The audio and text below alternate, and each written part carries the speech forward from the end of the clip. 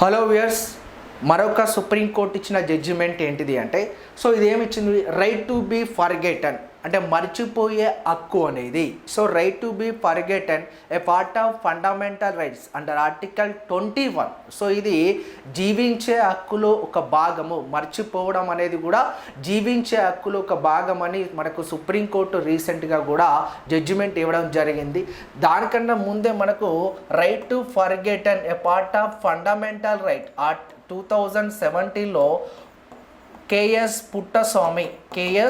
Puttaswamy versus Union of India Puttaswamy versus Union of India కేసులో right to be forgotten a part of fundamental rights article 21.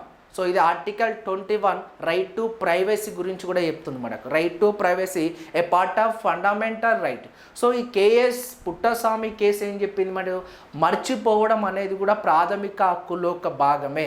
ఈ ప్రాథమిక హక్కు అనేది article 21లో మనకు స్వేచ్ఛగా జీవించే హక్కు ఉంది. ఆ స్వేచ్ఛగా జీవించే హక్కులో కూడా మర్చిపోవడం అనేది కూడా ప్రాథమిక హక్కు అని పుట్టస్వామి కేసు 2017లో చెప్పింది. అదే కేసు రీసెంట్గా కూడా ఒక కోర్టు అనేది జడ్జిమెంట్ ఇవ్వడం జరిగింది. సో అదే పుట్టస్వామి ఇచ్చిన కేసునే మళ్ళీ రీసెంట్గా జడ్జిమెంట్ వచ్చింది. ఈ పుట్టస్వామి 2017లోనే right to privacy a part of fundamental right. So వ్యక్తిగత గోప్యత అనేది ప్రాథమిక హక్కులో భాగం ఇది. సో ఇది మనకు ఆధార్ కార్డుకు సంబంధించిన విషయాల్లో కానీ ఆ రైట్ టు ప్రైవసీ, మనకు సంబంధించిన ఆ ఇన్ఫర్మేషన్ అనేది వేరే వాళ్ళకు తెలియజేసే అవసరం కూడా లేదు. అది రైట్ టు ప్రైవసీకి అగెనిస్ట్. సో ఆర్టికల్ 21కు సంబంధించింది. So article 19(1) sub clause A కూడా రిలేట్గా ఉంటుంది. ఇది రైట్ టు ఎక్స్ప్రెషన్లో కూడా a part of right to privacy అనేది ఉంటుంది అన్నట్టు. సో రైట్ టు ప్రైవసీ పైన ఫస్ట్ మనకి ఇండియాలో వచ్చిన ఫస్ట్ కేసు మనకి ఏకే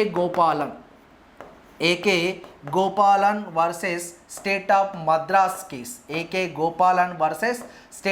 మద్రాస్ కేస్ అనేది ఇది రైట్ టు ప్రైవసీ పైన భారతదేశంలో వచ్చిన ఫస్ట్ అనేది. సో ఇది రీసెంట్గా పుట్టస్వామి కేసును కూడా మళ్ళీ రీజడ్జిమెంట్ చేయడం జరిగింది. Okay, thank you.